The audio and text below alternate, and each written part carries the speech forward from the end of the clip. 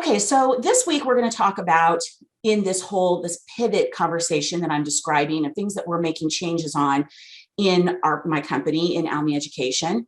And I just say our because our company has grown quite a bit. We have lots of different internal employees and contractors that work on the business just running, and then we have all kinds of people that contract for us. It's pretty amazing, but again, if you know me, you know I go all in on things. I just don't do things half. You know what? I just go all in.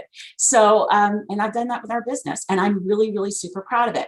So, one of the things that we did last year was we started a membership, and we wanted to create all these awesome things to help teachers, math and science teachers of a variety of different grade levels, improve their classrooms. Okay. And that was a great thing. And we were doing that, and we have really done a ton with it. You're going to hear more about that in the near future. We have really added tons of stuff to it, our membership, and that's great.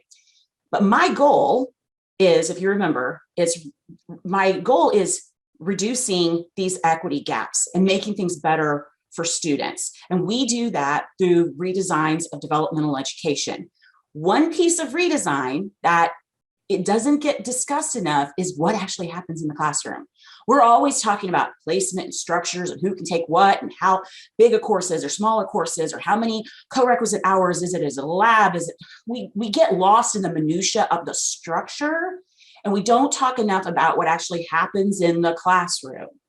Okay. And this is what I say, and this is what I really believe. And not everybody agrees with me, but this is what I believe. Change does not happen in a ballroom, like a hotel ballroom, or a college or university boardroom. Change happens in the classroom. That is the reality. If we want something to really change, we have to have changes happening day to day in what students experience and how teachers are working with students. That's just the reality.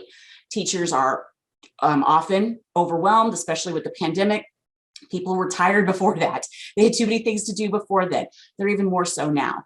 So what we have been working on is how do we align, basically we did a redesign of our business. How do we align all the things that we're working on in our business so that they are not disparate, just things going in every direction, but that they all work together. It was interesting. We had a meeting. We're like, oh, we need to do our business the same thing I do with these colleges with initiatives. We got to get all this stuff working in the same direction.